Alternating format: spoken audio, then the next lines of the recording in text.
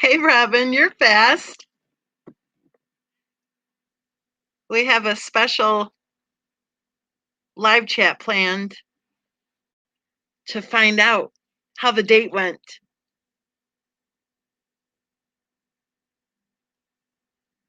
Hey, Sharon. Hey, a monkey's uncle. You guys are really quick. I just hit that little thing that said go live, and man, boom, boom, boom.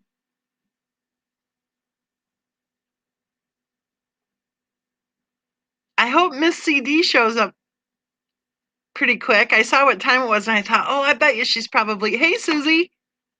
I bet she's probably going to be hopping on really fast here. Should we take a vote? Do we think that it went really well, or do we think that it was a flop? Let's say if it went really well, then put a 1.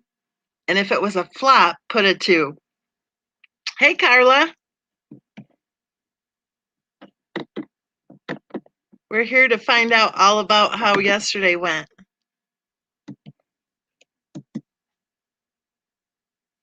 That's what I'm thinking too, Susie. I think it sounds like they're kind of like a match made in heaven, huh?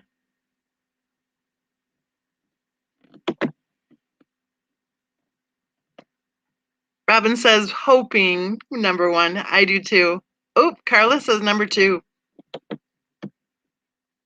The only negative that I thought, but I was probably wrong, I think, because I think other people didn't think that was a big deal. But they've been texting every single day for 2 weeks. And that kind of, I thought, ooh, that's kind of fast to be daily, you know? But I don't know, texting is different too, right? Susie says it's all so exciting. I know it. I hope she hurries up and gets here so we can find out. Yeah, Susie says that's normal. I think probably like the whole texting thing, you do that more often.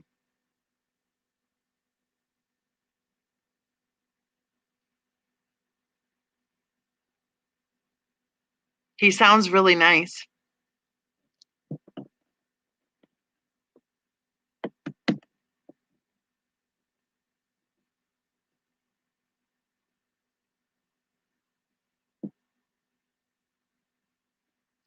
I wonder if she told him about us. Probably it would be better not to. You know, he might think, what? He might think like she seemed really good until she told me that, you know?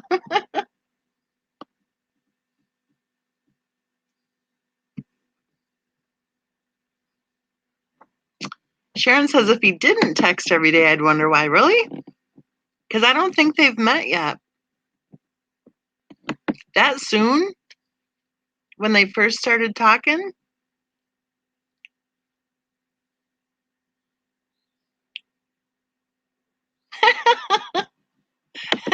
Sharon says this channel could be the first true crime channel to stream a wedding.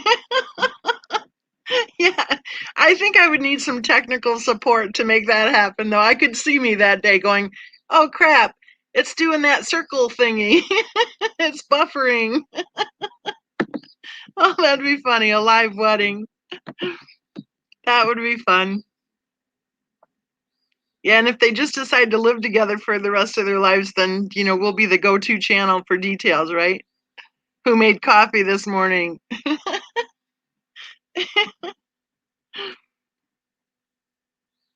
You guys are funny. Yeah, you both posted right at the same time. Okay, what's the actual time? Does anyone know exactly what time it is? Because I think my computer's a little bit off on the time. Because I don't see Miss CD here yet.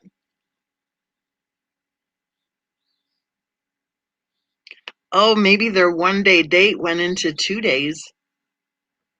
If she doesn't show up, that's what we'll figure happened.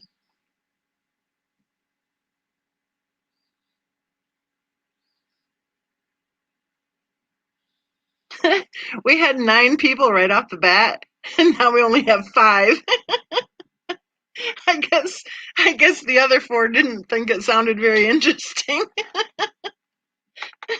Oh, now we have 6. Uh, I know it. We need Miss CD to show up. Does anyone know exactly what time it is?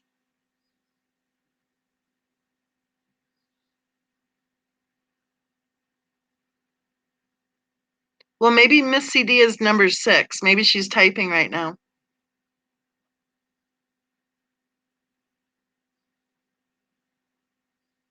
Oh, it's Brooke. Brooke's number 6. Hi, Brooke. We're waiting for Miss CD. Oh, it just jumped to 8, so maybe she just came in the door. It's 1943. Okay. So we're early. I don't know where she is. Hmm.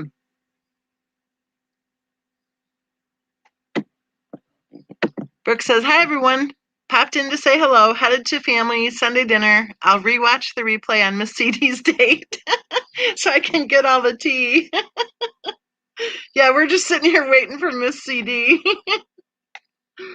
I think we're too early, though. And I bet you their 1-day date turned into 2 days. You know it? She'll probably like email me tomorrow and go, oh, sorry, I forgot. While we're sitting here.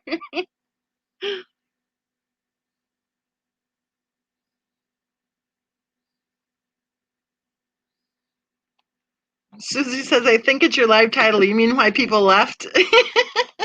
Yeah, they just want to talk about Christopher Watts. All the same people who say, stop talking about the case. If it's not about Christopher Watts, they'll go harass someone else.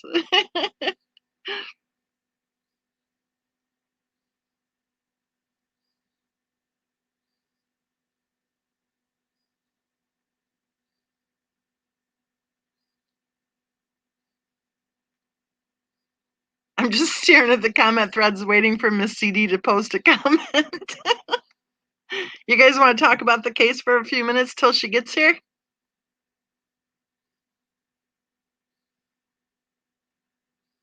I got an interesting email earlier.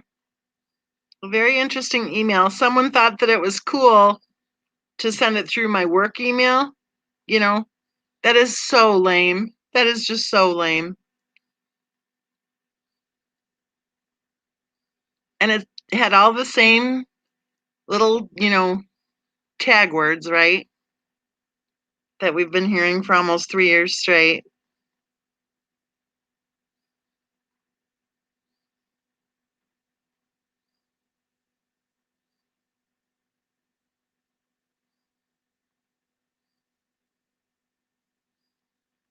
Robin says, did anyone hear about baby CJ in Alabama? No. What's going on? Tell us all about it.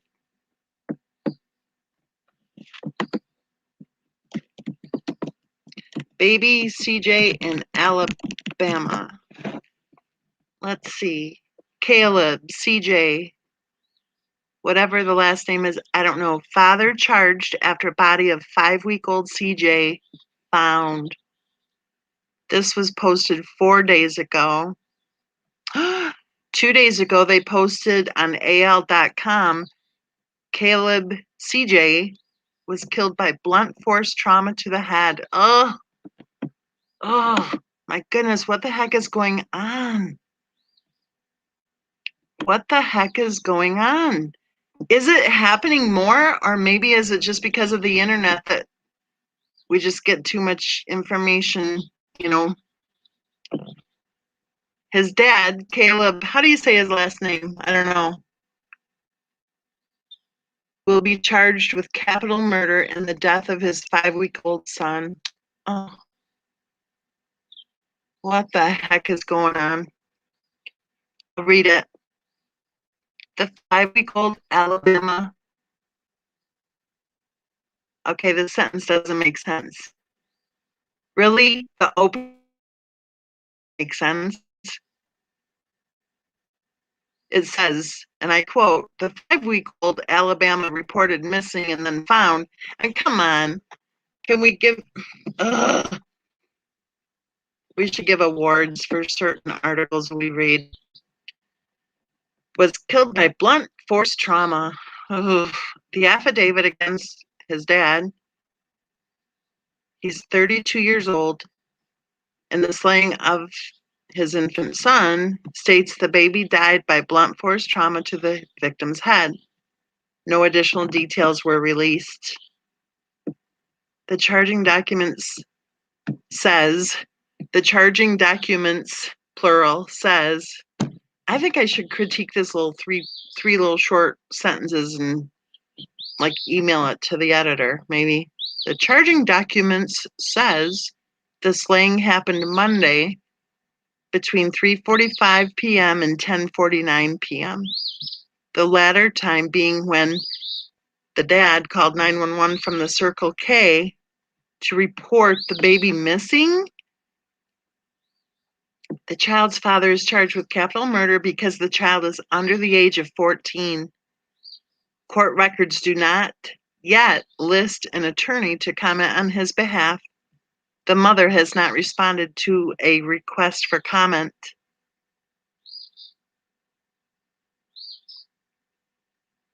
That is terrible. That is terrible. Oh, what is going on in this world? What is going on? A helpless little 5-week-old baby? What the heck is going on?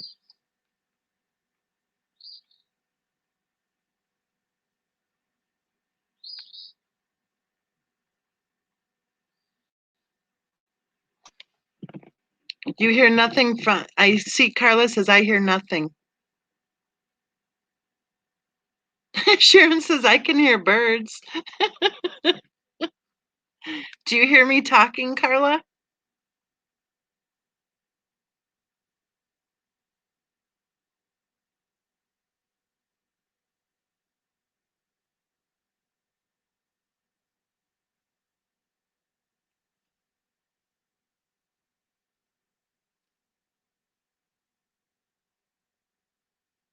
Hope for Peace is here. I don't think Carla can hear. Oh, wait. It's okay now. Okay, good. So you guys heard the birds? Sharon has wallpaper paste in her hair. Oh, this is going to be a fun one. Has anybody seen Miss CD walk in the door?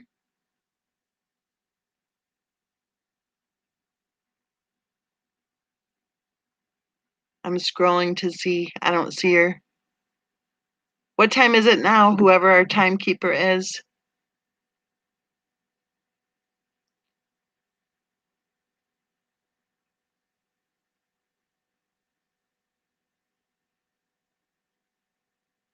Somebody said earlier that Miss CD said she has to work tonight. And she said 3 o'clock could work out. And I think she meant like 3 o'clock, like at this time. I hope we're not. I don't know. Where does she live? I don't mean where, but you know what I mean. Which side of the pond is she on?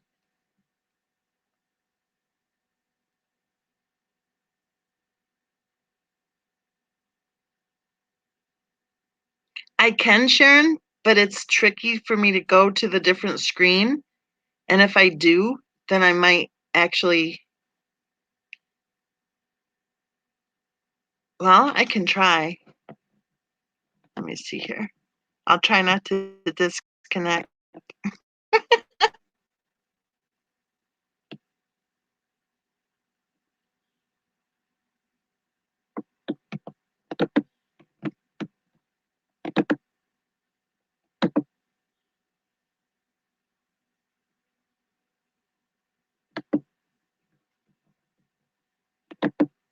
I don't know. I have to open up a new screen.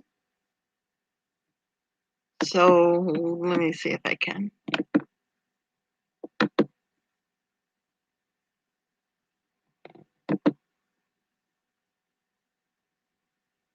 Okay, it's blank. Oh shoot, where are you guys? Where are you? There you are. I don't know how exactly. I can when I'm doing it from YouTube.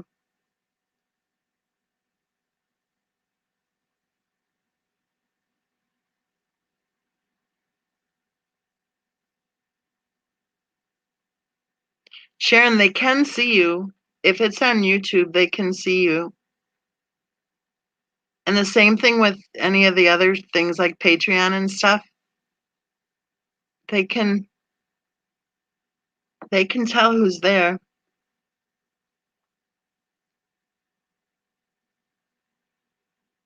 Sometimes if I go into a group, you know what, not a group, a live chat, I won't say which channels, but there are about 3 of them that if I go in and don't say a word, if I just click on the live chat, you can tell that somebody's told them that I'm there.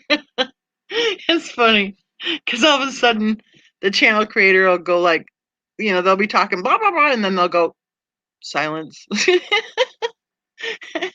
And I don't know if it's just coincidence or what, but it's happened a few times where they'll be talking away and then all of a sudden they'll go, okay, let's call it a night. Okay, where's Miss CD? Now we're going to worry because think about it. We should have asked for like contact information.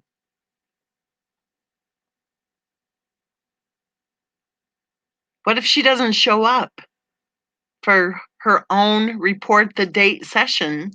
Yay, here she is. All right, I'm going to put your comment up there. We've been waiting for you. I just started to worry.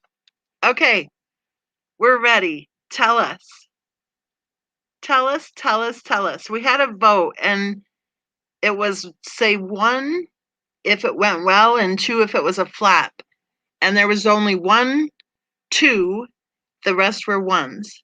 So tell us, was it a 1 or a 2?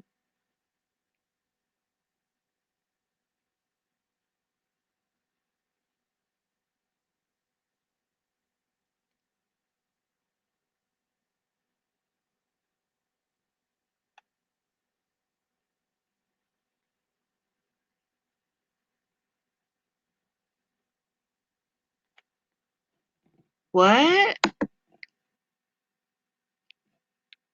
Oh, I see what you're saying. No, 1, yes. 1, 2 is no, 1 is yes. 1 is if it was really good, 2 is if it was a flop.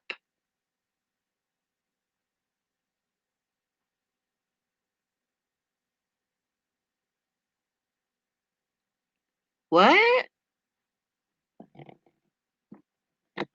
Hold up here. I think I'm missing something. A huge 2? Okay, we want details, don't we, ladies? We want details. Only the details you feel comfortable giving, but we want details.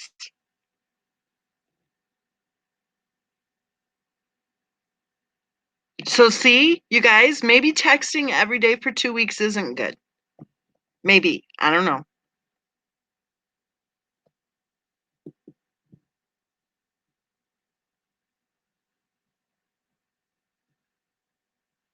I like the way he talked, though.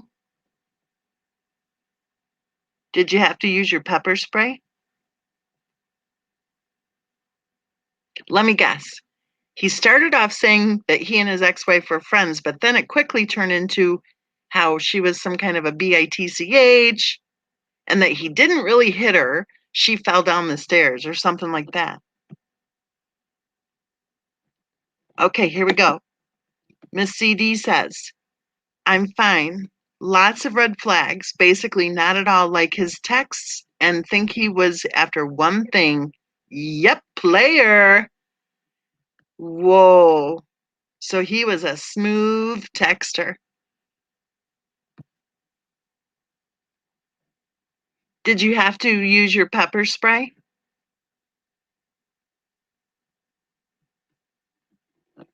Miss CD says he drank ooh, warning, warning, Will Robinson, warning. Especially on a first date. Even people who drink all the time know better than that on a first date, right? He drank several drinks and said too much and also just acted like he wanted one thing. Dang. He sounded nice.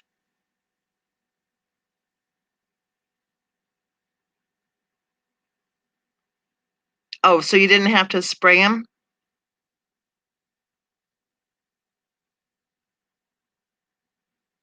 That's good. You know what? Let's turn this around. Actually, it's a good thing that he drank too much and that he talked too much because this way you don't waste any of your life. You know what I'm saying? Really, that's almost a good plan. Kind of like truth serum or whatever, right?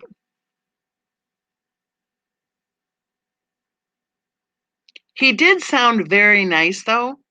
And I don't know if you guys have ever found this, but don't you think that sometimes when they sound really nice, that they really aren't? You know? I think the guys who are really nice actually just sound regular, you know? The super smooth ones, yeah. Miss CD is reassuring us that she's fine. She says, I have my career and 3 cats. Susie says, I need a cat. Well, you know what? It's a blessing in disguise because you didn't waste 6 months of your life. Wait a minute. He smokes and you guys didn't discuss that in 14 days of texting? Did he ever say he didn't smoke? Or did you guys just not discuss it?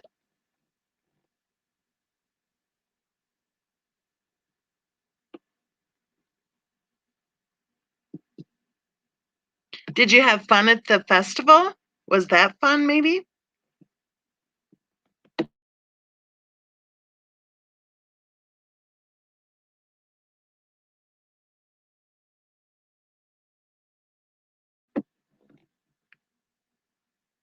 Miss CD says, I adore my cats. Carla says, Susie, you are so right about the tears. Disgusting. Sharon says, do you smoke? Miss CD says, he never mentioned he smoked. Did he ever say he didn't? It was fun, but he was rushing us. Well, you know what you said yesterday that he said to you something like good morning, beautiful, or something like that? I think that's a little bit rushing. A little bit, just a hint of it, right? Do you think he's an alcoholic?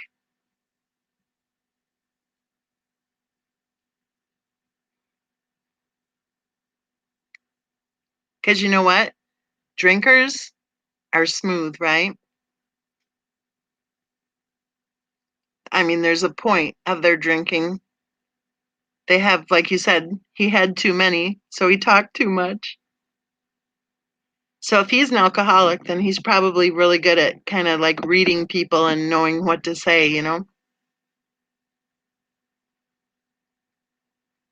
Susie says most men text that. Good morning, beautiful. See, I'm not a texter. I'll text once in a while, but I'm not a texter. I'm a talker. Can you tell? LO says, not a new viewer, but new commenter here. You should see the police chief's face right after the parents give their public speech. Are you talking about the 5-week-old baby in Alabama? Robin says, if it's too good to be true, it's usually not. Sorry, Miss CD. I know what, that sucks. We were kind of hoping for a fun love story. But you know what? It is truly a blessing in disguise if he showed his true colors right on day one. That way you're not wasting any of your time and energy. You're not getting any germs, right? He didn't cough on you, did he?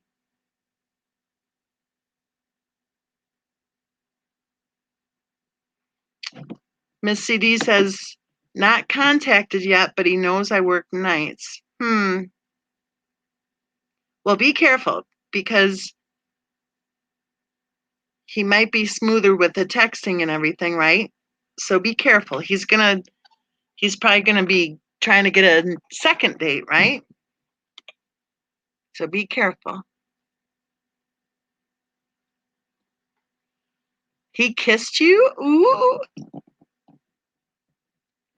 So it was a he kissed you. It wasn't like a mutual kiss. So you did get his germs. Did you already know you didn't want to date him when he kissed you?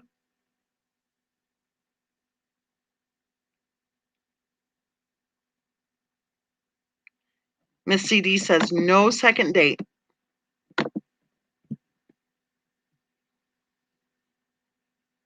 I don't know. If you already knew that you didn't want a second date when he kissed you, I wouldn't have. I mean, I would have like done the turn the cheek really fast. You know what I mean? Especially with this, the mask wearing going on and everything. Yeah, Sharon says the plot thickens. So when did he kiss you? Like when you guys were leaving?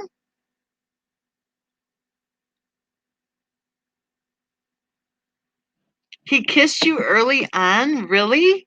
And was it like you stared at each other and then he leaned in and kissed while you stood there like giving him a sign that you were cool with him kissing you? Or did he just kiss you?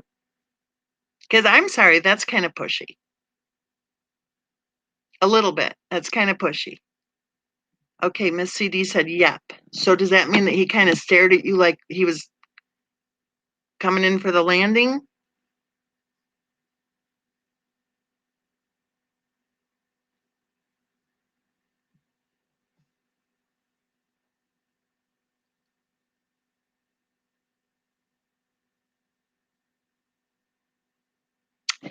Miss CD says, yes, it was awkward. I could tell then. Yeah, if he's going to go ahead and kiss you without really, I mean, seriously, right? I had a real estate client one time kiss me. I couldn't believe it. And he seriously, a retired captain from the Air Force, a very respectable person, I thought. And I was meeting up, we were going to meet up for dinner. Nothing ooh la la whatsoever. We were meeting up for dinner because I had a whole bunch of contracts in my hand. Okay. I got out of my car. He was right there. Kaboom. He kissed me. And I was like, what are you doing?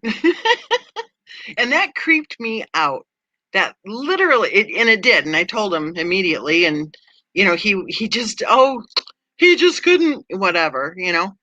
No, that was totally wrong. Absolutely wrong. Yeah, if he's gonna go ahead and kiss you without you guys connecting with the eyes, uh-uh.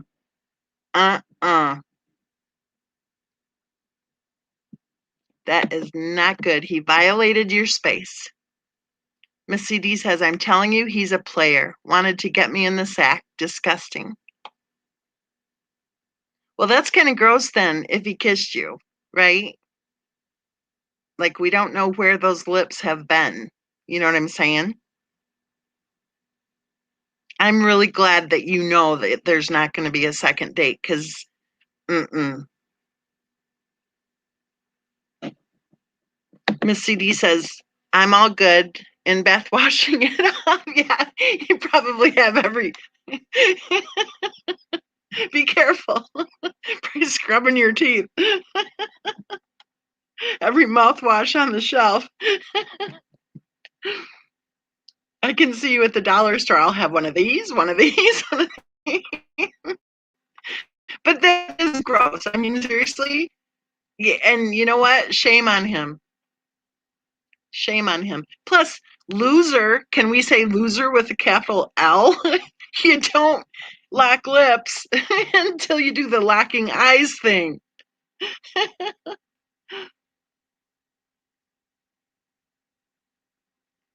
Should we label him a scumbag?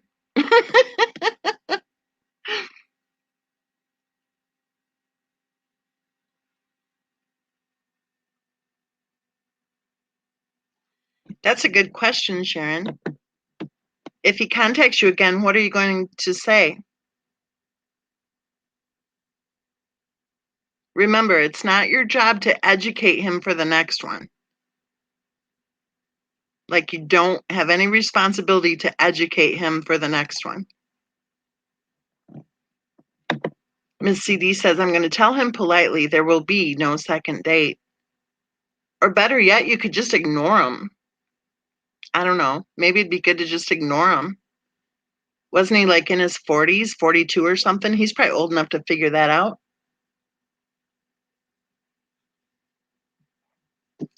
You know what he's going to do? He's going to apologize for drinking. He's going to say, "Oh, he shouldn't have had, however many or whatever." You have to make the break clean and clear. You know what I'm saying? Don't be sweet to him. Don't be like whatever. I wouldn't even talk to him. Don't even talk to him. Let him, if you're going to communicate with him, do it with text. Because if you're talking to him, then he'll be able to pick up on the vibes. And then alcoholics are chameleons. He'll be able to, say just the right thing. But remind yourself, it is not your job to educate him for the next woman. Robin says, I don't like people in my space unless I invite you, stay away. Oh, wait, stay away from him. Yeah, he should not have grabbed a kiss. That's not right. It starts with the eyes, not with the lips. Yes, clean and clear break. Exactly. Susie says, if he's a player, there will be others in his pocket for backup. Hey, Paula's here. Hey, no notice again. Yeah, I think we're the underdog on YouTube. Robin says, I'm telling you, ladies, find a real cowboy.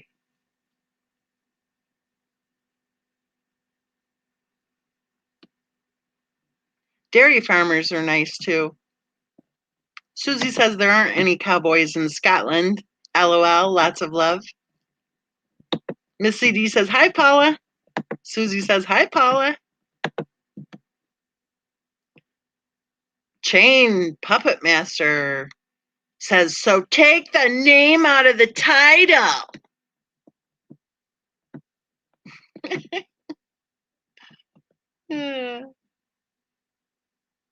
I guess Chain Puppet Master is the boss of YouTube.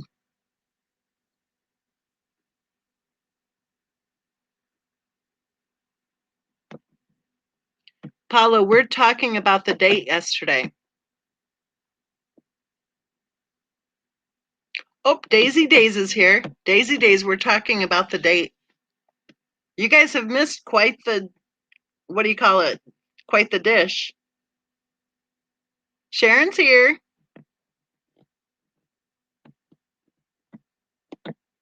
Now we have a couple of Sharons.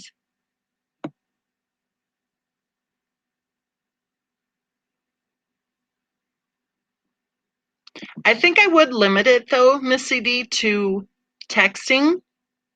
That way it doesn't give him a chance to, do any of his manipulative stuff.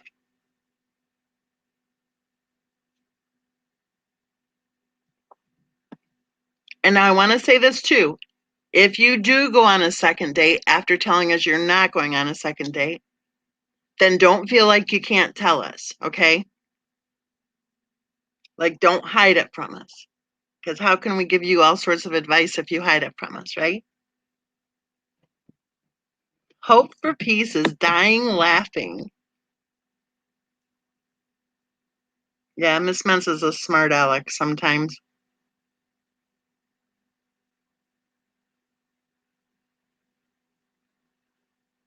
You know what I'm saying, Miss CD? If you do happen to get sucked in for a second date, after firmly telling us there will be no second date, then you might be apt to not want to share it with us. But definitely share it with us, because if you don't share it with us, then we can't interfere. Daisy Days says that the only dates in her life is the fruit. Miss CD says, oh no second date at all. Sharon says, hi, Sharon. Susie says, Daisy, and she's laughing.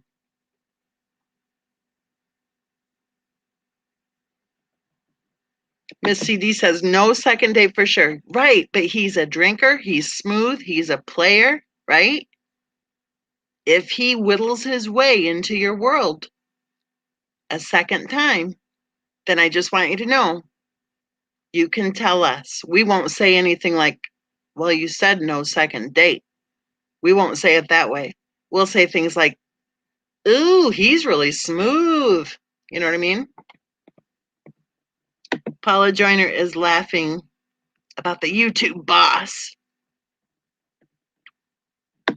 Robin Greer says, we wouldn't interfere. No, we wouldn't interfere at all. Sharon says, when I was at school, there were 5 Sharons in my class.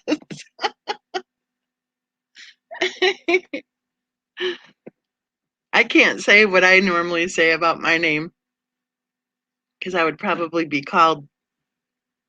I mean, 20 years ago I could say it, 10 years ago I could say it just fine, but not anymore. I'll say it this way. When I was young, the only people I met who had my name, well, I can't say it that way. I met people who had my name, but I remember asking my mom, why did you give me a blank name?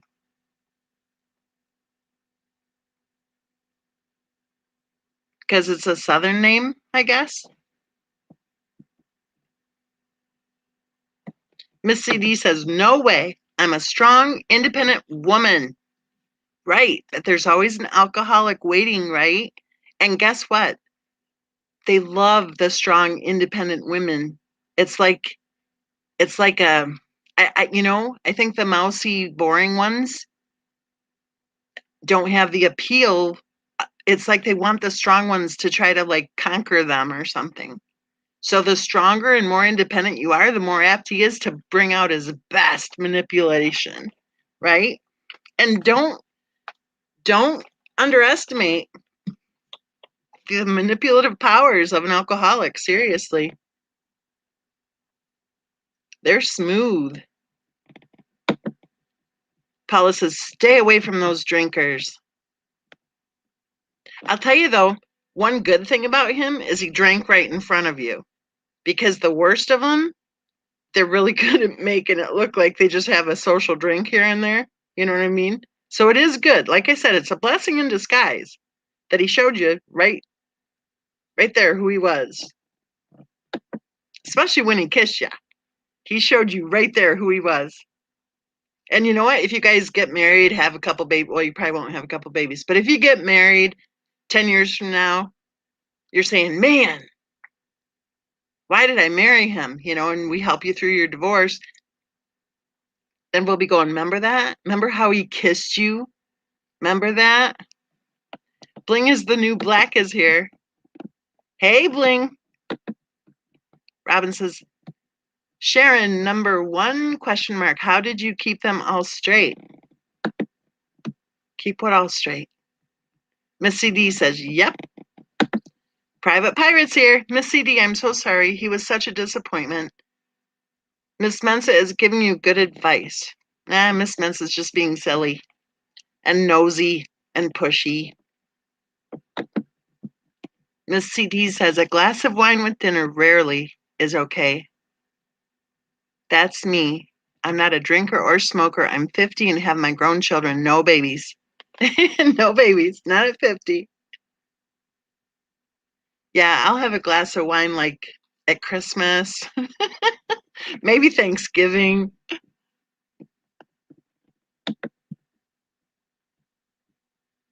Susie says, couldn't do constant drinkers. Grew up with that. Same here. I couldn't stand being with a drinker. Ugh. Paula says, hey, Bling. Paula says, hi, Private. So I guess really it's good news. It's good news because the worst of the worst would not have been drinking right in front of you. They would have kept it on the down low.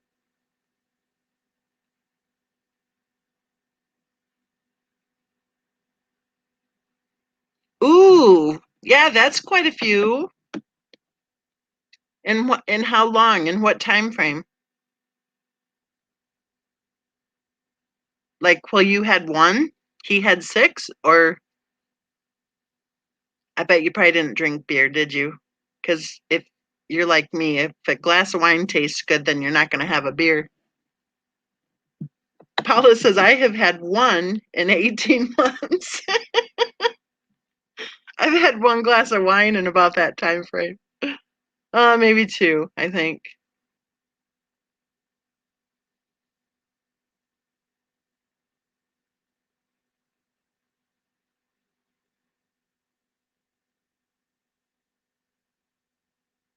Susie says 6 beers in Scotland is normal. Is it really? It's normal where I live too, for guys, not for a first date probably.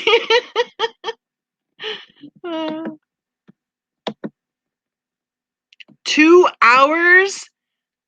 He's going 20-minute set of 1, 2, 3, 4, 5. Yeah, 20 minutes.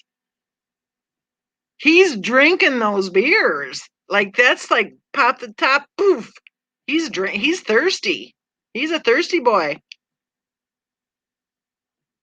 Daisy Days says maybe he was nervous. Would he be guzzling if he's nervous? Susie says 6 beers is not a lot, LOL, lots of love. But in 2 hours, that seems like a lot. Mrs. Fluffer says, hi. Hi, Mrs. Fluffer. We're dishing on the date, Mrs. Fluffer. It's 1 if it went well and 2 if it was a flop, and it ended up being a number 2. Oh, that's cute, number 2. Get it? I guess it's not that cute. Miss CD says, yep, I think he's a drinker. 6 beers in 2 hours, that's every 20 minutes. And that's every 20 minutes. So isn't it at least 10 minutes to even drink it? So he like barely took a breather in between, and he was reaching for the next one. I think that's a lot.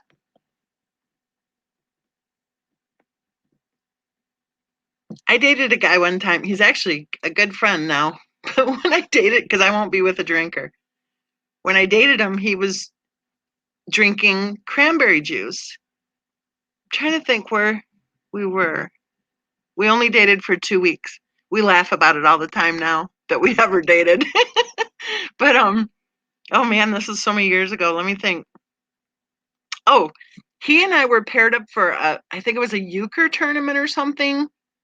And he's really good at euchre. Really good. And he went up and got drinks. So it was like in a setting where they had service at the tables, but they also had where you could go up and get them. And I thought it was odd because everyone else just got their drinks from the servers, right? But he would always offer, oh yeah, I'm going to go up, I'm heading up, whatever. And then at one point I said, what you drinking? And it made me nervous too, because I didn't know him very well when we dated for those 2 weeks. I didn't know him well, we had mutual friends and stuff. And I thought it was weird that he wanted to go up and get the drinks, because I thought, what's he putting in my drink, And I don't know what I was drinking, probably like a Coke, but it would have been opened, right?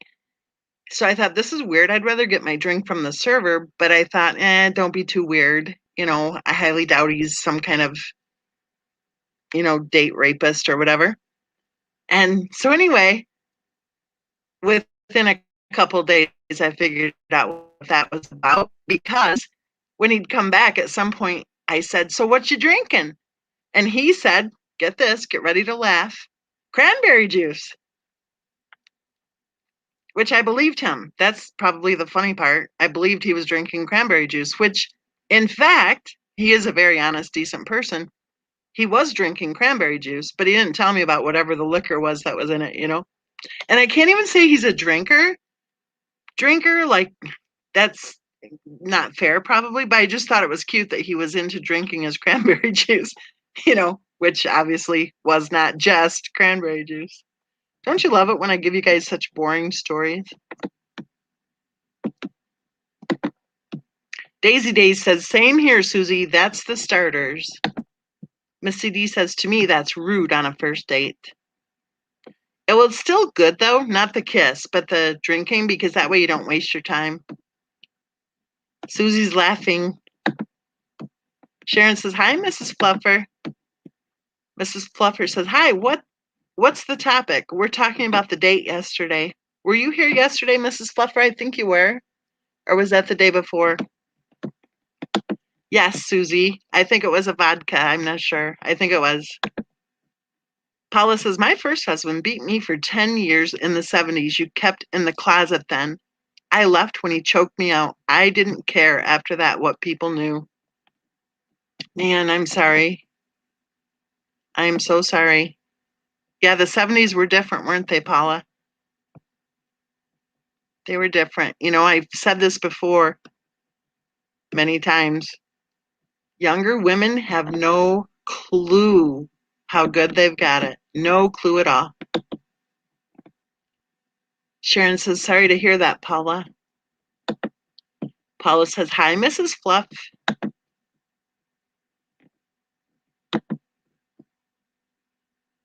Yes, he left out the vodka part. He was just having cranberry juice. Paula says, Sharon, it's okay now. Had a great one for almost 30 years. Good. Good for you. Sharon says, good. Mrs. Fluffer says, OMG, Paula. You guys, seriously, the younger ones don't know. You just don't know how it was. You know, there was no law that said, hi, it's perfectly legal to beat your wife. But pretty much it was, I mean, it sounds harsh to say it that way, and I'm being kind of snarky when I say it, but it was legal to beat on your wife and kids because of the fact that it didn't seem to be illegal, you know? I mean, if there's no accountability for it, you know, it's a family matter. It wasn't something that routinely, you know, brought out the people in society who said, hey, wait a minute, that's not right.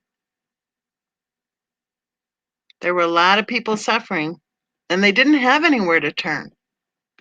You know, nowadays there's, I would say, a shelter in every city. There are counseling services. There are police officers who are trained, right? Not back in the 70s. Miss CD says, Paula, so glad you got out. My 19-year marriage was abusive. Love you. Susie says, glad to hear it, Paula.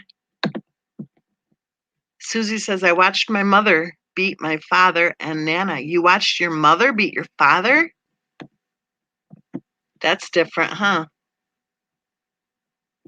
So that would make sense how you're able to discuss the case of Christopher Watson a different way, right? We keep saying, let's try to look at this through a gender-free lens.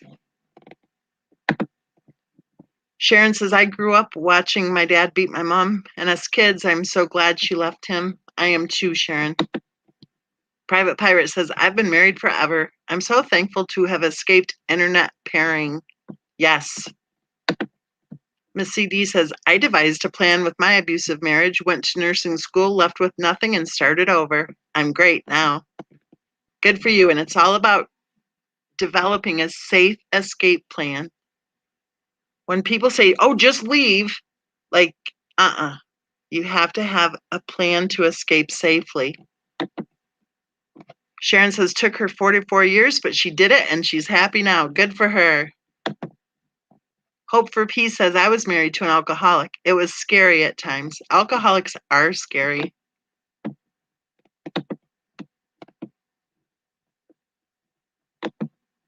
Susie says, yes, so back then that was bad. It was the other way about. Yeah, that would be really unheard of, right?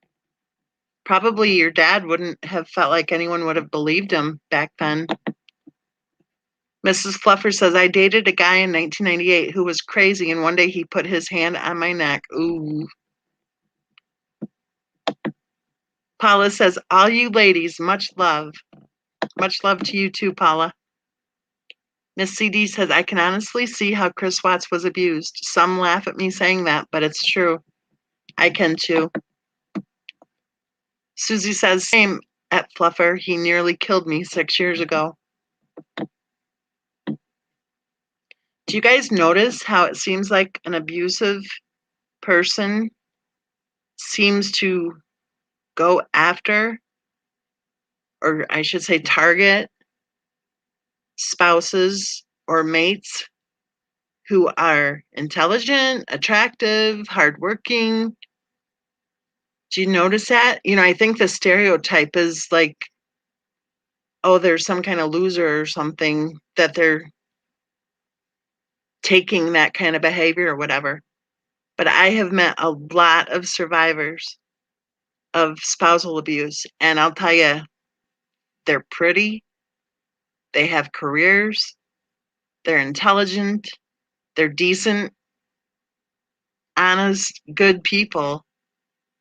And it's like, it took me a while, because I kept thinking, wow. And this sounds really shallow, but I would meet someone after I do one of those speeches, and someone would come up to me and say, blah, blah, blah about their own story.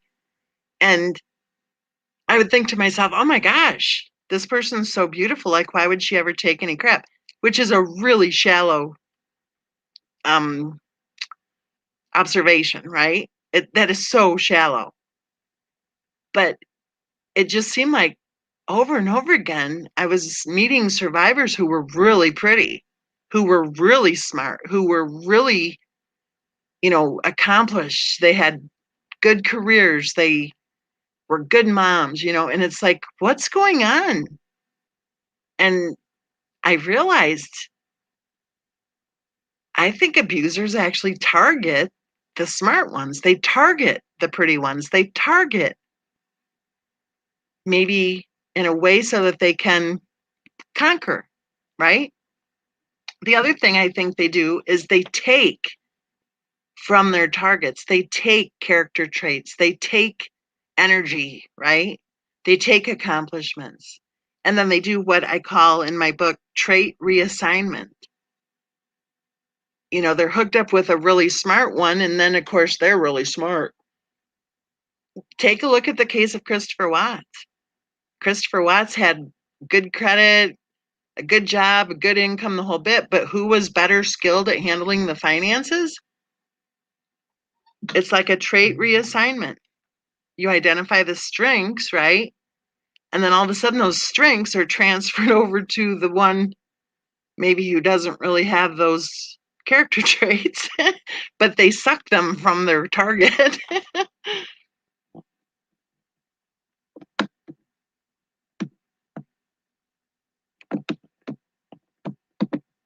Miss CD says emotional and mental abuse and financial abuse is a thing. Yes, it definitely is. Sometimes people will come up to me after one of my speeches and they'll say, my husband hit me one time 25 years ago and he never hit me again.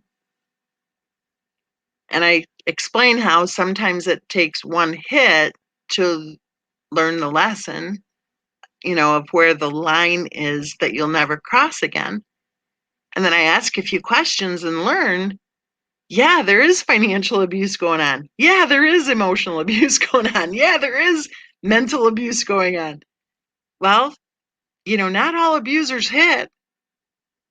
And maybe some abusers hit just one time. Do you remember the case of Betty Broderick?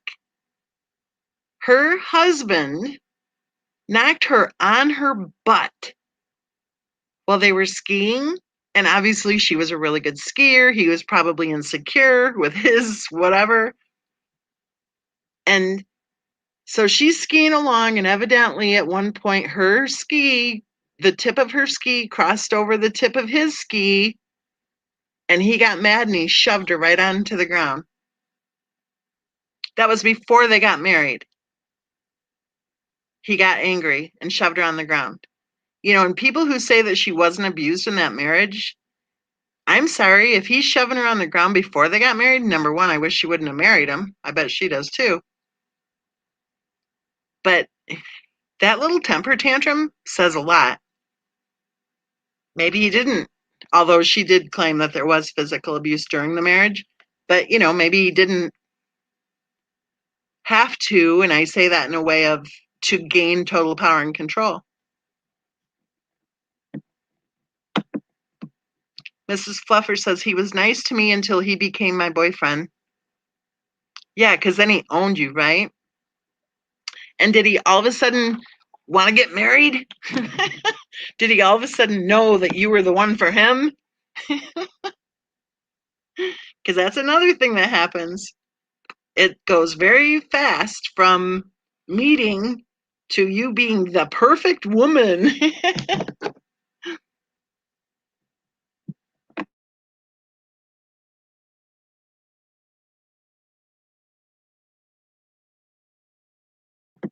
And I'm not saying you're not perfect, Mrs. Fluffer, because of course you are.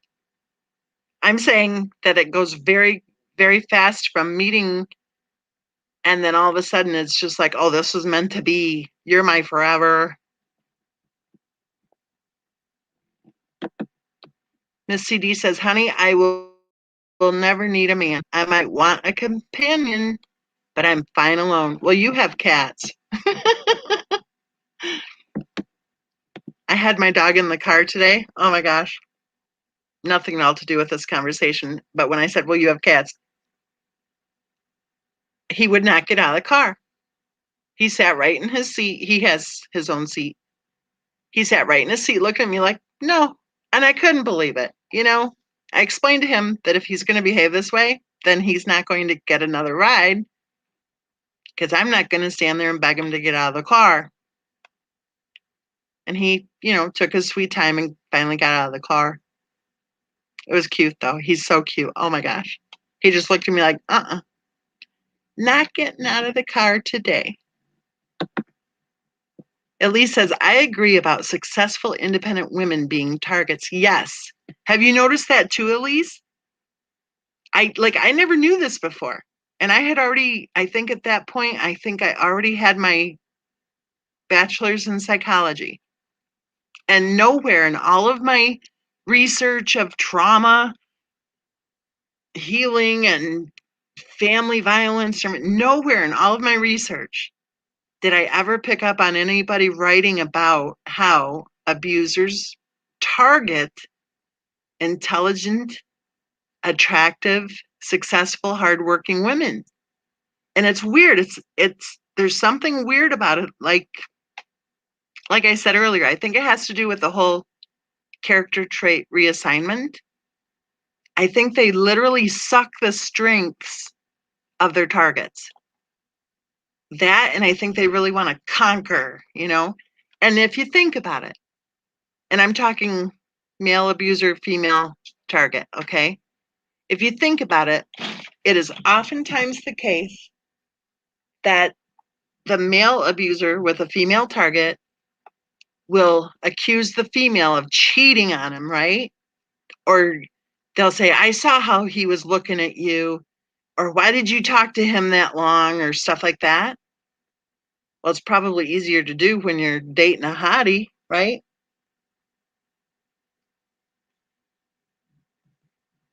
It's weird. It's like they want to have the hot one, the smart one, but then nobody else better talk to her. Paula says, I know a man, his wife would pour hot wax on him when sleeping and threw hot coffee in his face. He finally left, so women can abuse also. Yes, women can abuse also.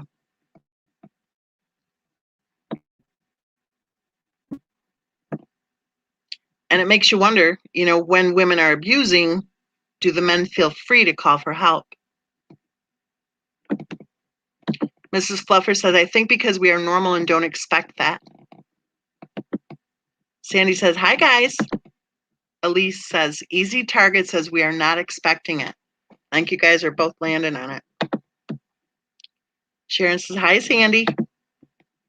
Miss CD says, I actually think abusers pick the passive submissive ones like Chris Watts.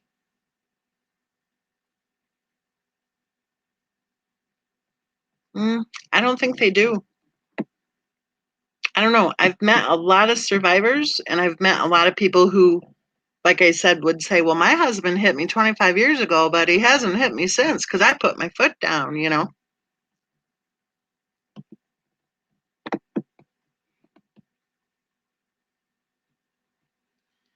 Susie says, women like us are intimidating to men like that. like the Athena thing, right? Or it's almost like you need to have a Zeus. Man enough. Maybe that's it. I don't know. But it seems to me, maybe this is what I'm thinking. I don't know. I'm just thinking while I talk here. Maybe when I think about the groups that I speak to, maybe I am meeting survivors, right? So maybe the ones I'm meeting are different than the ones overall. That could be what's going on. So maybe the people I'm meeting are they have their careers, they're attractive, they're intelligent. So then maybe, like Miss CD said, maybe the ones who stay, who don't make that plan and get that nursing degree and move on with their lives, maybe the ones who stay are more passive and submissive. Or maybe they're just scared. Miss CD says, I used to be passive, but totally different now. Oh, I've never been passive. Susie says, hey, Sandy. Paula says, Sandy. Sandy says, my ex beat me and controlled everything. I was afraid to leave. Susie says, are you okay now, Sandy? Mrs. J-Dub says, hi, MM. Hi, Mrs. J-Dub. Hi, Susie. Samantha says, hi, everyone. I've missed the lives because I've been very poorly and sleeping alone. LOL. Lots of love. BOBs. Susie says, hey, Mrs. Samantha says, hi, Susie. Nice to see you. Miss CD says, my dog died in February, but I have my cats. Mrs. J-Dub says, hi, Bobs. Hey, Samantha. Hi, Paula. Hi, Mrs. J. Samantha, you too, hun? It's been a while. Hi, Sharon.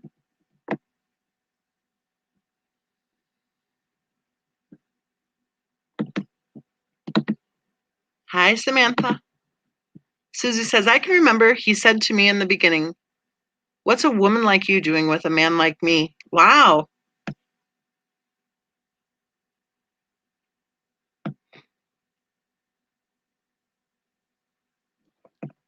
I was just going to say something. I thought, nah, I'm not going to share that. But I have somewhat of a similar statement made by somebody who knew somebody well. Daisy Days says, stick to dogs and cats. So much love and loyalty. Samantha says, hi, Paula. My fingers aren't working. Sorry about typos in advance. Susie says, Daisy, I'm getting a cat. LOL. Lots of love. Samantha says, hi, Miss Mensa. I've bloody missed you and the Bobs.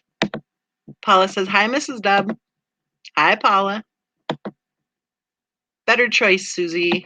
Miss CD says, yeah, we grow stronger and stronger. Samantha says, just been diagnosed with probably fibromyalgia. That's my guess. Yep, fibromyalgia. No way she had it. I agree with you, Samantha. Hi, Samantha. Samantha, did you mention that before last time we talked? You were getting tested. What have I missed? We're just, solving all of the world's problems here. Samantha said, no, it was a shock. Lilibet says, hi, Miss Mensa, just created channel so I could weigh in with y'all. I've emailed you for 3 years. Hi, Lilibet. Elise says, I think a successful target would feel more shame. Ooh, good point. Good point. And a successful target would be more apt to say, how can I fix this? Right? Right? If you're strong, independent, you're smart, you're hardworking, your gut reaction is going to be, he has a problem. Let's see. How can we get him some help? Right? How can I fix this? Because if you're not a quitter, you're not a quitter. So you're more apt to be like, oh, this is just a little bump in the road, and the big picture, we can get this resolved. Susie says, Samantha, hun, are you okay? Yeah, Samantha, that really sucks. I'm sorry. Samantha says, yep, just exhausted all the time. Thanks, love. Susie says, Samantha, hope you get better soon, hun. Lilibet says, my friend has been in an abusive marriage for 40 years. She's beautiful, hardworking, sweet. See? I bet you guys start thinking about the people who you've known who have been in a crappy abusive marriage. They're not lazy. They're not stupid. They're not dimwits. They're not ugly, right? And now that we're talking about it, you're going to notice it more too. You're going to think about it more and go, yeah, that is weird. And I'm telling you, even after getting my bachelor's in psychology, even after focusing on family violence and trauma healing in my research, after all of that and speaking, it took quite a few times of these women coming up to me afterwards going, yeah, this is my story. This is what I did, And I would stand there and go, what? You? You know?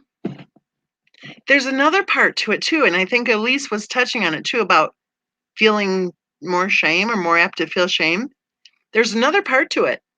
If you're successful, intelligent, hardworking, accomplished, you're going to be less believable.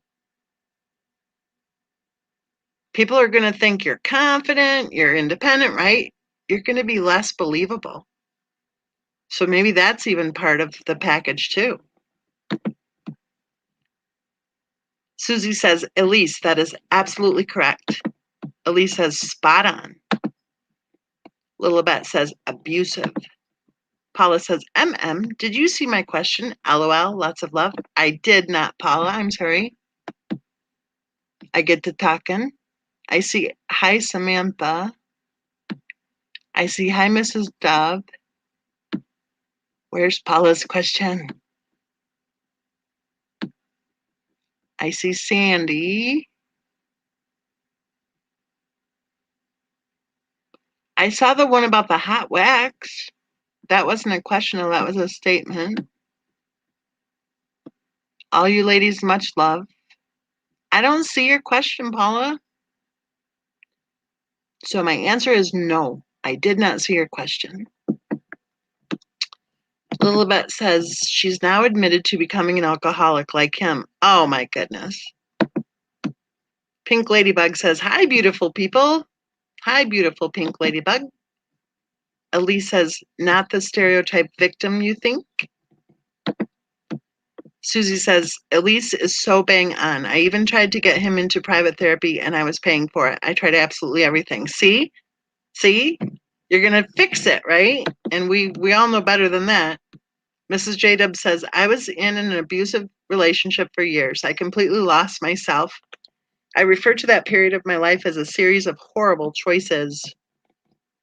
Susie says, hey, Pink. Susie says, Mrs. Samantha says, thanks, Susie. Sorry, baby, just had a fall. Sorry, baby just had a fall. She's fine now, just had to see to her. Paula, will you ask your question again? Por favor. Mrs. J-Dub says, but I've got a great man now.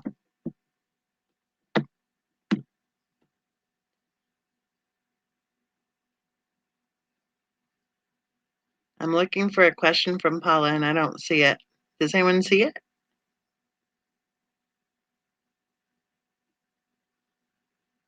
Because I don't see it. My dog went outside to sit on the deck. He better not take off. I think he heard me talking about him in the car. He's probably like, huh, talking about me to all those women? Huh? Mrs. J-Dub says married almost 10 years. Good for you, Mrs. J-Dub. Giggles, hey everyone, hey Giggles. Susie says, Samantha, no need to apologize. Susie says, Mrs. Ah, fab, hun. Susie says, hey Giggles. I still don't see a question, Paula. I think while Paula's typing her question, I'm going to stick it on mute and just make sure that the dog is still on the deck because he does like to run with a deer. So I'll be right back. You guys keep on.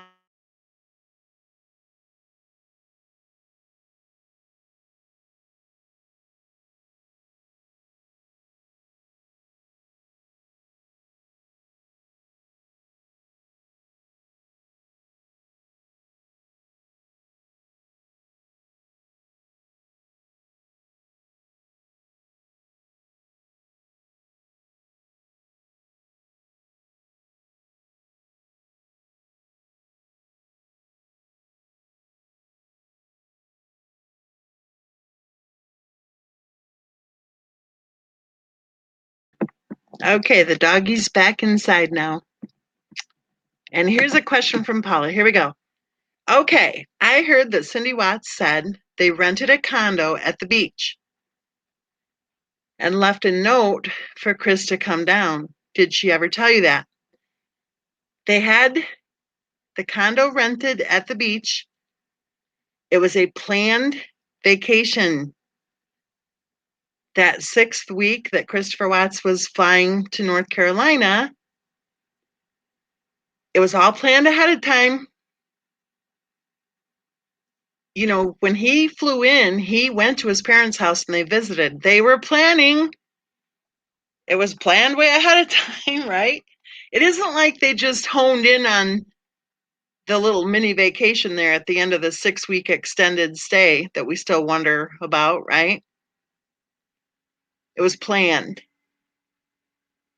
Christopher Watts never said to his parents, you guys, I'm sorry to tell you this, but when we head to Myrtle Beach in the next day or two,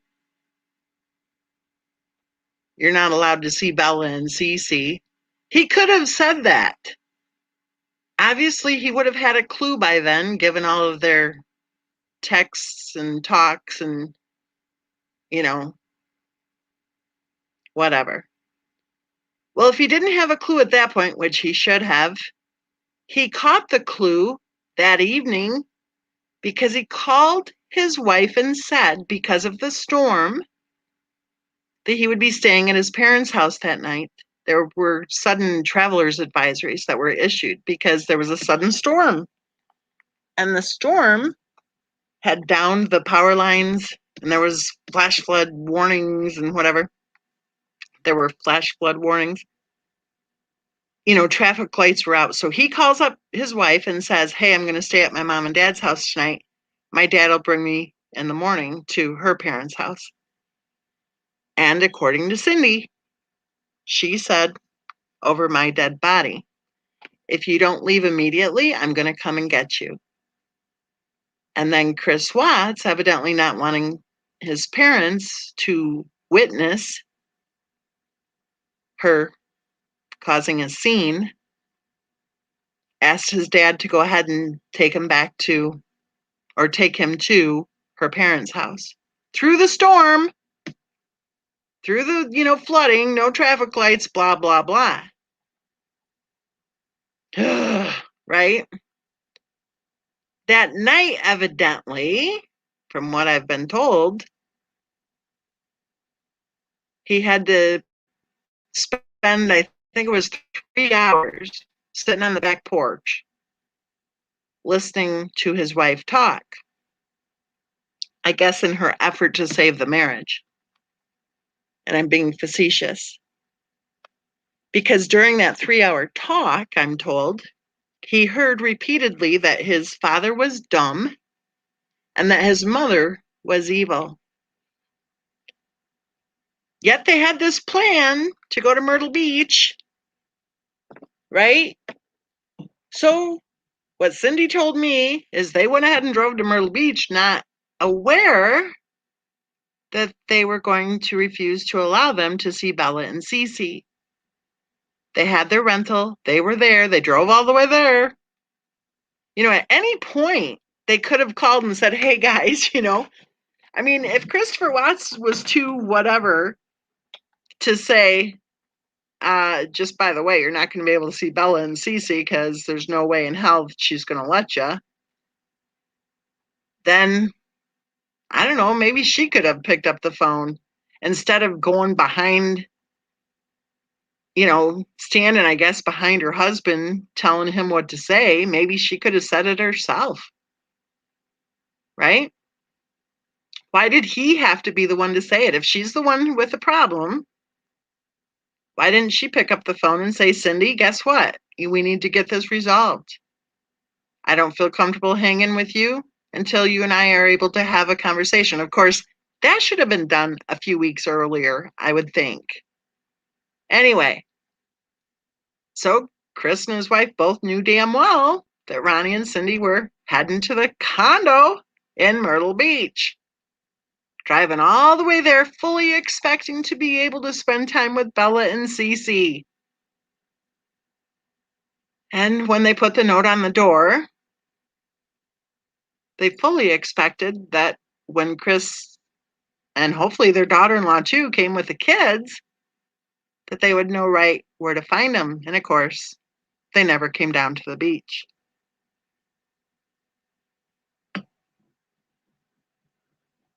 Giggles says, I have always wanted to know if something was wrong with Bella's hair. Well, her hair seemed to grow in North Carolina. Lilibet says, Miss Mensa, it's always bothered me that Cece and Bella's hair was always pulled up right in rubber bands. Or maybe pulled up tight in rubber bands. That hurts their little scalps. It sure does. What's with the pebbles look anyway? I don't get that.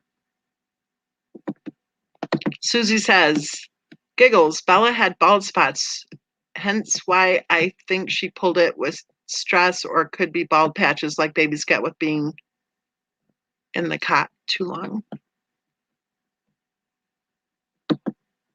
Giggles says, I always thought Bella looked lost and sad.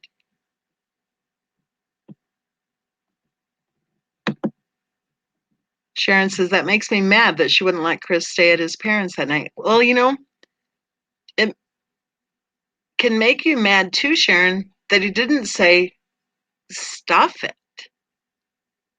I mean, I'm not one for a guy saying to his wife, stuff it, but if there's a storm and the power lines are down and stuff, like, he went against travelers advisories because what, was he afraid of the wrath of his wife or something?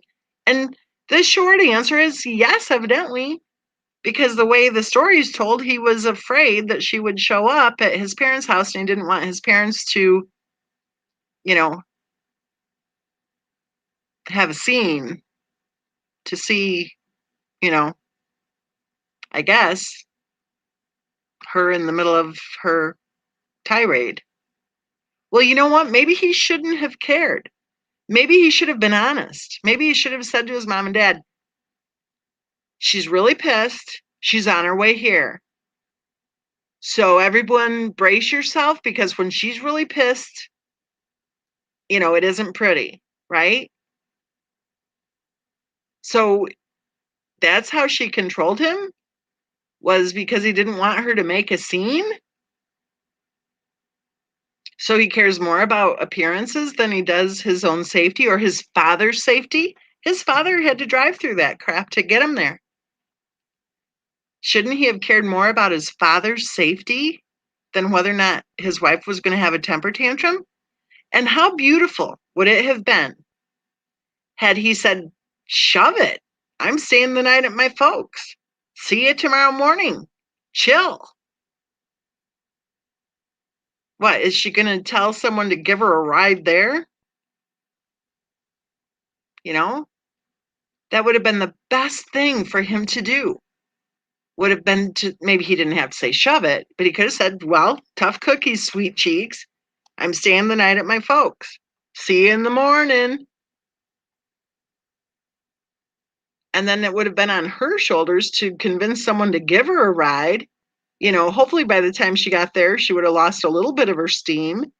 And if she didn't, if she came storming through the door and had a scene, they had 3 adults there, and plus probably the sister and brother-in-law too. They may have had 5 adults there.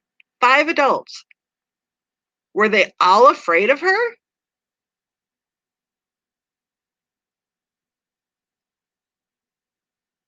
And look at where it got him. Because she still didn't let them see the kids. He should have said, tough luck, sweetie. I'm staying here tonight. I'll see you in the morning. And then if she actually did show up, then they should have handled it appropriately by standing firm, standing tall, and saying, how dare you? How dare you act like a 2-year-old in front of my parents? Are you kidding me? Maybe that's what needed to happen. Maybe Chris and his wife both needed to be a little more honest with everybody in their lives.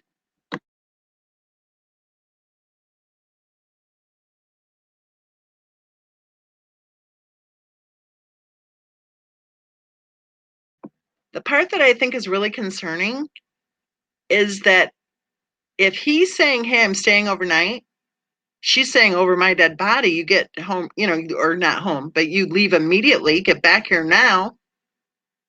And he does it because he doesn't want her to make a scene. He evidently knows what it means for her to make a scene. What's he afraid of, right? What's he afraid of? I mean, if you and your wife are getting along just fine for 5.5 years during your marriage, and all of a sudden she says, get back here now, and you don't feel you have the freedom to say no, then why not? How many times have you felt pressured to do exactly what you're told to do?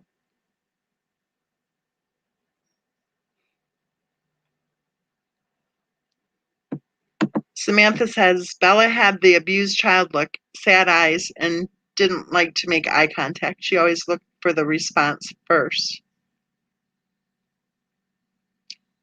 That's a good observation, the way she looked for the response, like she was watching to see what was coming next.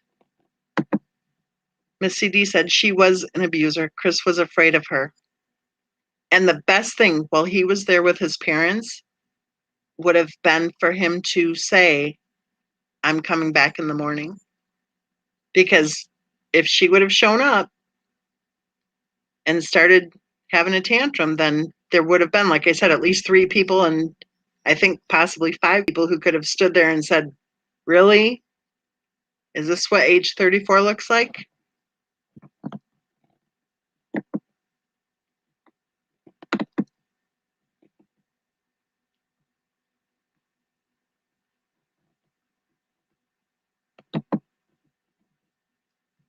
Kirsty says, easier said than done, though, and I don't mean that in a nasty way.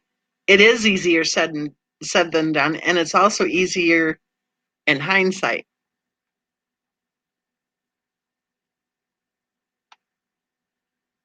I think it is an important lesson, though, and that's part of this case that I think should be discussed.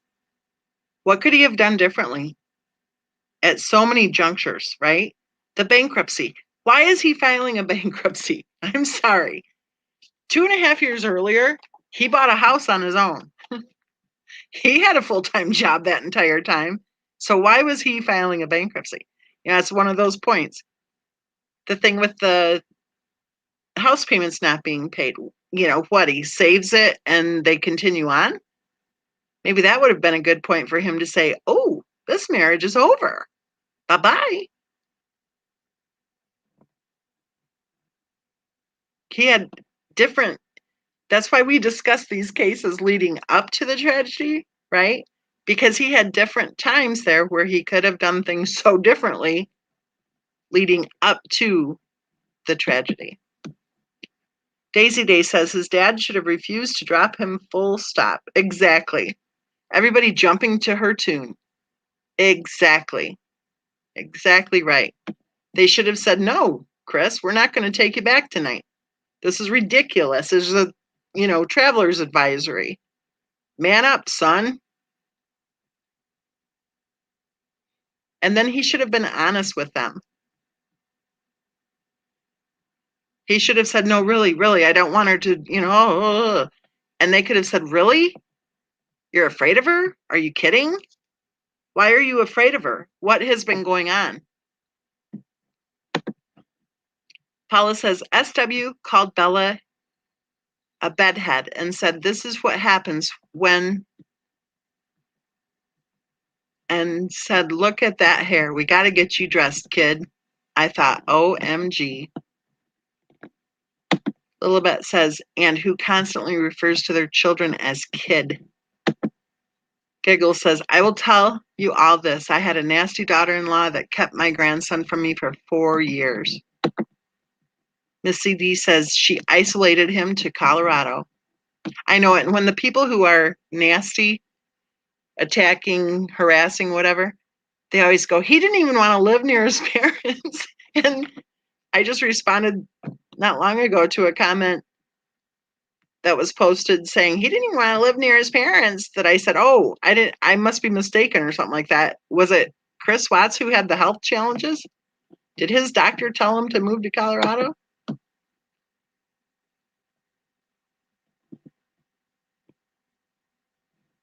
Yes, Miss CD. Isolating someone is a sign of abuse, and it's usually one of the first signs of abuse. It's one of the first steps.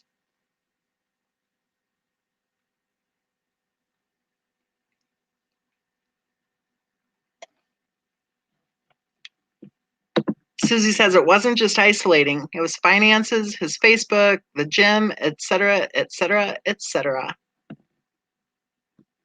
Mrs. J-Dub says she hit him, Samantha?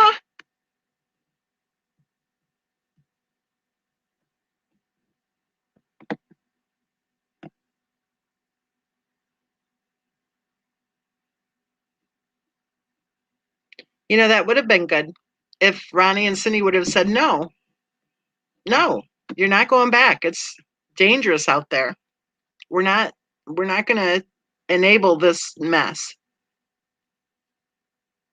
Just imagine how worried you'd be if you saw your grown son cave, right? Wouldn't that be so, like, I don't know how they could have kept their mouths shut. I really don't. J-Dub says, I've never heard that.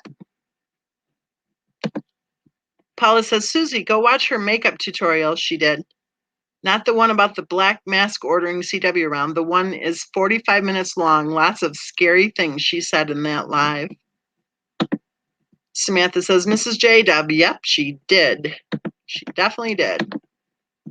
Three of a Kind says, the one time you're live and I've only got 5 spare minutes. Typical. I'll catch a live one of these days. Anyway, glad you're back, Mensa. YouTube was boring without you. I had nothing to listen to, LOL. Lots of love. Happy Go Lucky says, hi, everyone. Susie says, I don't know about the physical, but mental for sure. And to be honest, that's worse. Three of a Kind says, hi, everyone in chat. Susie says, oh, we'll watch again, Paula. Giggle says, I didn't keep my mouth shut, and it cost me 4 years. Ooh. Really? That's interesting, Giggles. Does that mean you keep your mouth shut now?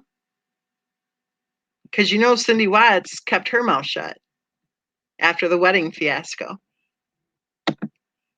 Sandy says, oh, I'm so sorry I got distracted. I'm fabulous now. It took a lot of work, but I got out of there.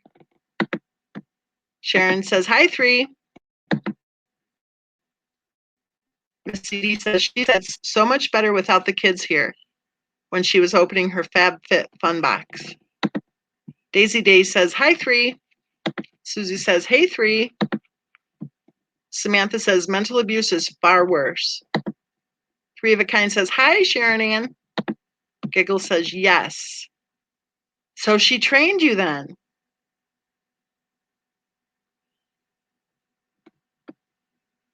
She trained you then, right?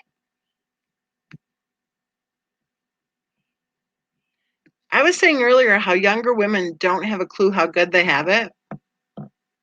This is one of those situations. It's like younger women don't have a clue how good they have it. Paula says, hi, 3 and happy. 3 says, hi, Daisy Days.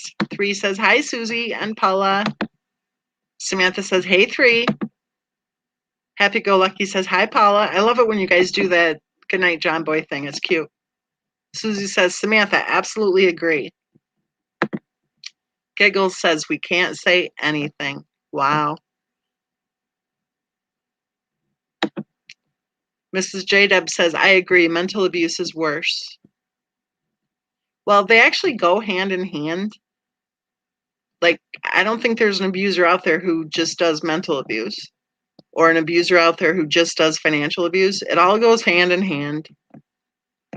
Whether or not they actually hit, well, I guess it depends at what point they gain total power and control, right? Three of a Kind says, how did the date go, Miss CD? Fill us in if you haven't already. She's already filled us in. Giggle says, people use grandkids as pawns. Sharon says, isn't it true, though, Sandy is the boss of Frank while she wears the trousers, so to speak?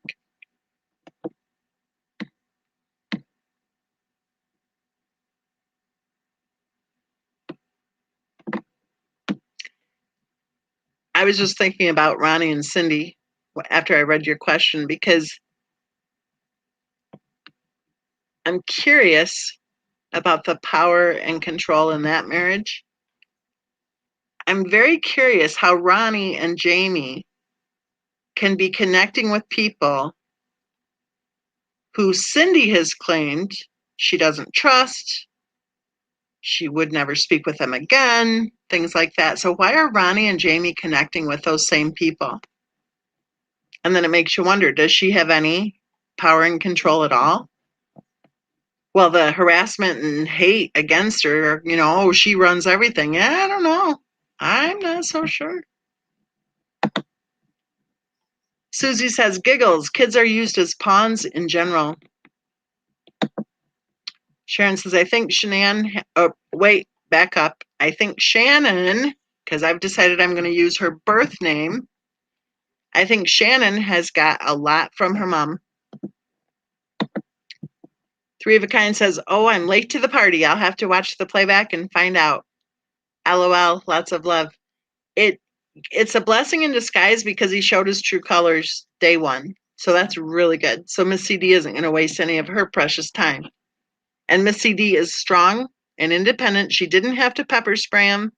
And she has 3 cats. That's the rundown. And he kissed her. He kissed her. Like without making contact with the eyes, he made contact with the lips. So he overstepped. He drank too much. And he's a womanizer. I think that's the Cliff's Notes version. Samantha says it starts with the isolation. They love bomb at first, then a bit physical, and always mentally playing games and gaslighting. They only hit when the emotional is not working on you. Miss CD says date was bad. No more dates with him. That's the Cliff's Notes right there. Good job, Miss CD. Susie says Samantha, correct. Pink Ladybug says if Shannon would have received the treatment from anyone that she gave to the watch, she would have came unglued.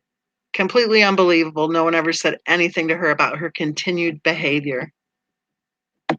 Sharon says, I agree, Pink Ladybug. Love that name.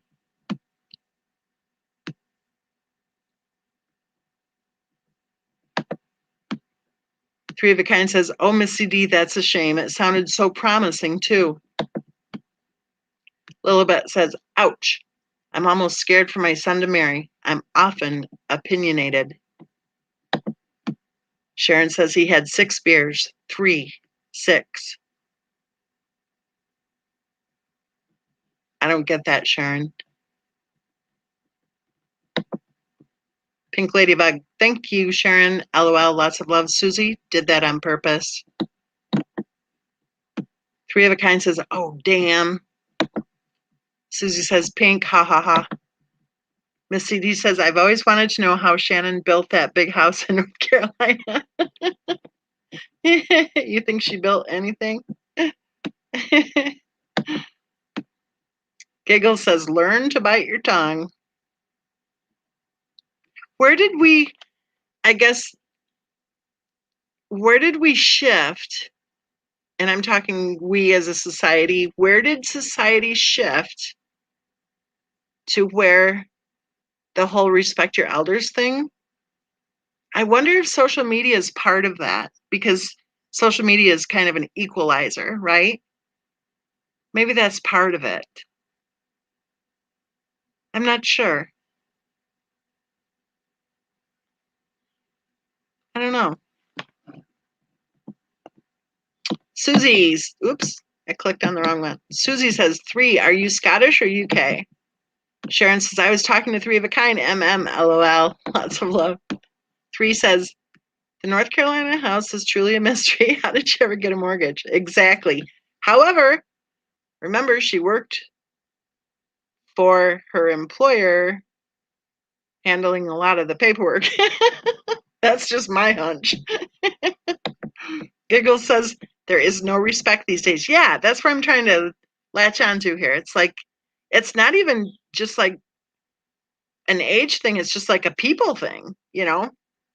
We have a lot of license plates from other states where I live, like a lot of license plates from other states. And the people who have our state's license plate, they pretty much know how to drive. But all these license plates from other states, they're rude. Like they drive like they're rude, you know? And they think that they should be passing when they evidently don't have a clue that the light is like 2 feet up the road, you know?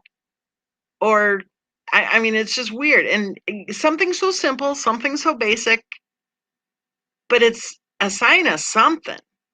Like if you're going to be flipping the bird to this sweet old woman, moi, then who raised you? You know, if you're going to be flipping the bird to an older person who is driving the speed limit, but you want to go 20 over, evidently, so that you can slam on your brakes right ahead, who raised you? Or maybe nobody did. Maybe that's where it all started. Maybe nobody got raised. I don't know. Susie says 3. I thought so. LOL. Lots of love. Okay, so folks, don't think we're raving alkies. Too late. 6 beers is normal in Scotland, but 6 beers in 2 hours? That's a 20-minute beer, right? I mean, a 20-minute beer's nothing, I guess, if you're a beer drinker, but 6 of them in a row at the 20 minutes per beer? That's a lot of beer. That's gross. 3 of a kind says, Susie, that's just a warm up to us. LOL. Lots of love. But 6 in 2 hours? Isn't that too many? Like I would think like 1 an hour, maybe. Maybe if you're out to get drunk or something, 1 every 30 minutes. I don't know. 1 every 20 minutes on a first date? I think he's a heavy drinker. Private Pirate says, all of society is being deconstructed. Respect for elders is only the tip of the iceberg. I agree with you, Private Pirate. It's weird. It's just plain weird. And it seems to be shifting like rapidly. I thought, or maybe I'm just noticing it. I don't know. I like to people watch, so maybe I'm just noticing it. But it just seems weird. Like, here's something. I won't say the name of what it is they say, but have you noticed, like, if you get a certain brand of vitamins, I'll just use this as an example, and every city you go to, you check the stores there to see if your brand that you've used for many years is on the shelf because it isn't anywhere else. Okay, I'll be open. I've asked probably 40 or more clerks for my brand of vitamins because everywhere I go, whatever city I'm in, I check it out. And nobody has my brand of vitamins. They have a space on the shelf for it, but they don't have it on the shelf. Okay? I'm talking many cities. I'm talking a few states.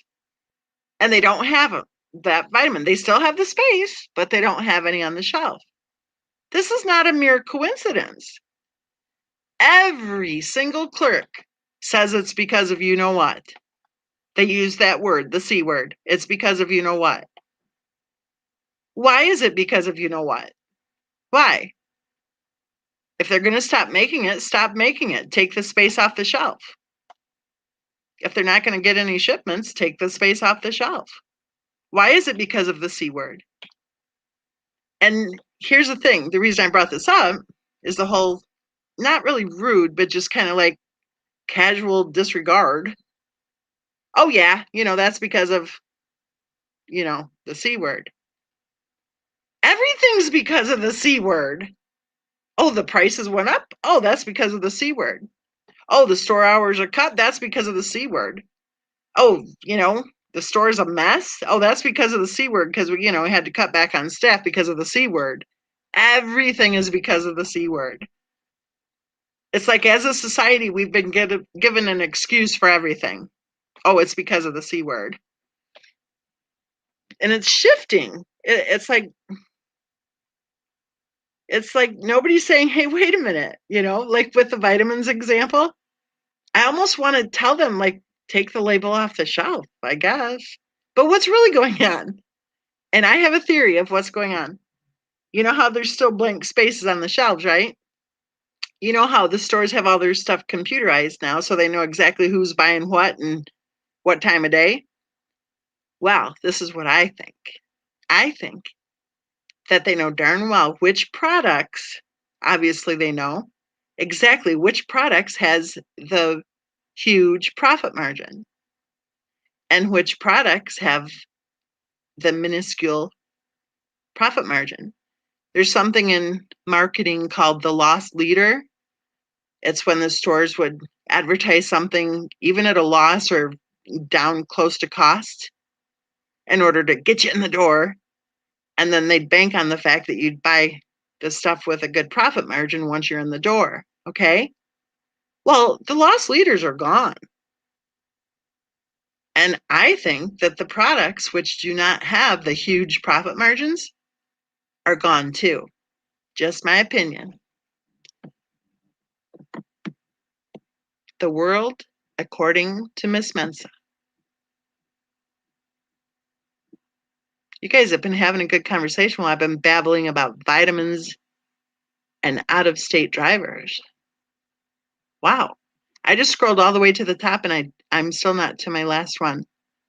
So, okay. Giggles says, my youngest son just got married, so I am like, oh no. LOL. Lots of love. Three of a kind's laughing.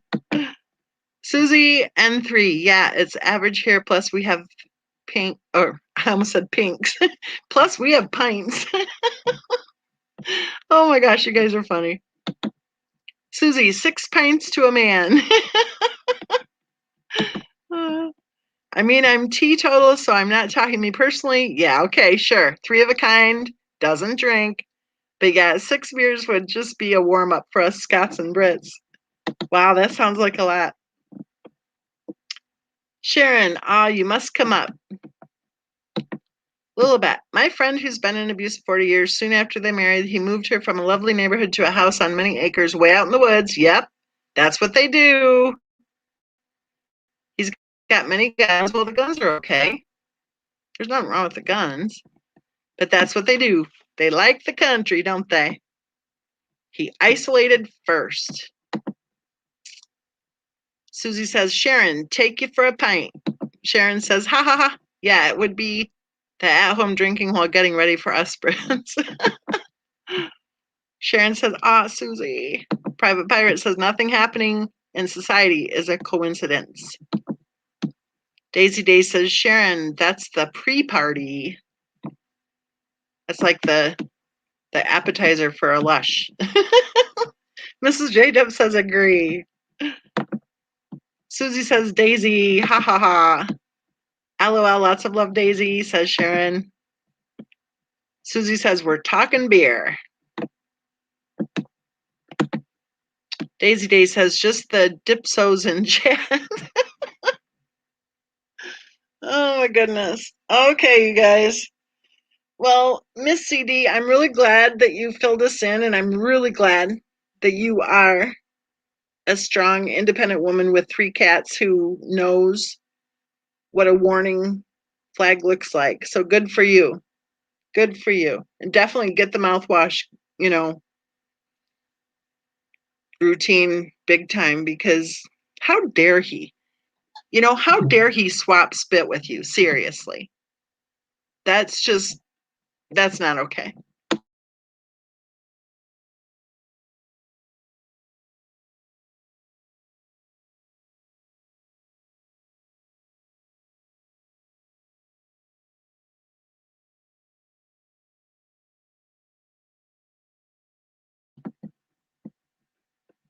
Miss CD says, thank you. I love our little family here on MM.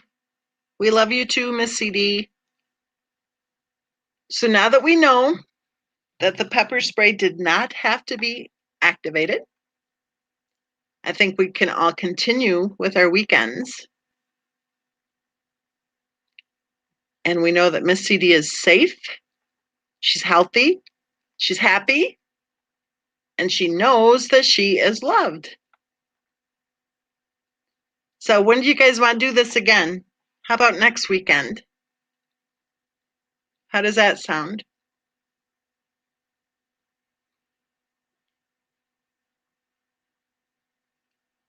Mrs. J Dub says next live MM. I'm thinking probably next weekend. That'd be good.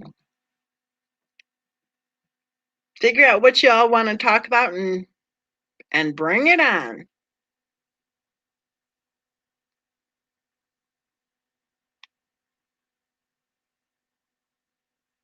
Yes, Private Pirate, I think, says it best. Sounds trite, but you are lucky you found out early, Miss CD. I agree. I think the guy actually did her a favor without planning to. Daisy Day says, how about a midweek checkup? Private Pirate says, no, don't make us wait a whole week, MM. Sharon says, tomorrow.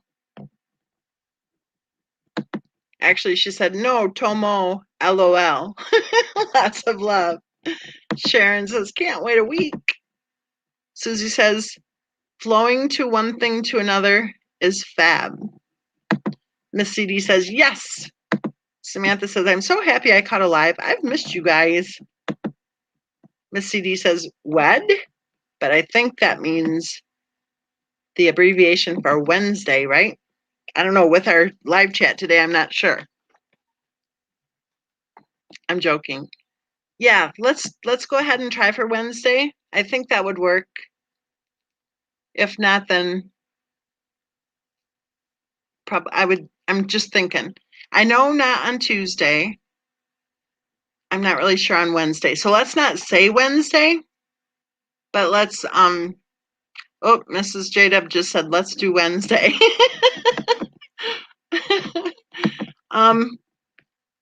I will try to do Wednesday. Okay? And we'll try to do it earlier in the day like this too, because I think that helps a lot more people jump in. Let's do that. We'll try for Wednesday. If it isn't Wednesday, then I'll see you like Friday or Saturday for sure. But yeah, we'll try for Wednesday. Okay?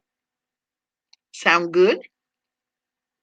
Now, everybody have a wonderful rest of your weekend, and we'll touch base soon. Do you want to do the good night, John Boy thing, or is it too early in the day to get into that?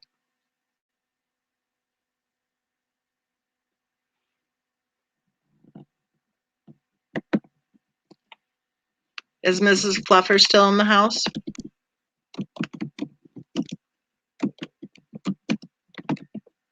Because if so, I think she usually does good night, Mary Ellen. Good night, Grandma.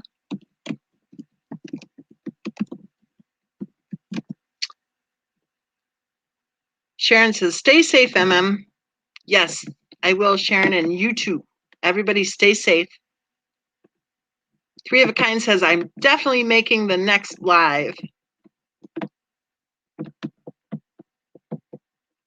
Sharon says, good night, Mary Ellen. Lilibet says, wonderful live. See y'all later. See y'all later.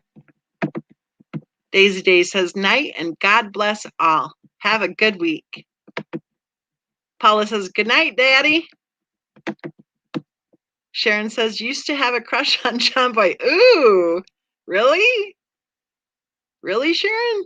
John Boy? I don't know. I've never met anybody who's ever had a crush on John Boy. Really? Ooh, really? Huh. Giggles says good night, everyone. Paula says night, everyone. Happy Go Lucky says good night. Susie says good night, everyone. Private Pirate says I still have a crush on John Boy. I am surprised. I had no clue that anybody ever had a crush on John Boy. Oh, my crush was what's his face? The Dukes of Hazzard. What's his name? John Schneider. That's who. Samantha says good night, BOBs. LOL. Lots of love.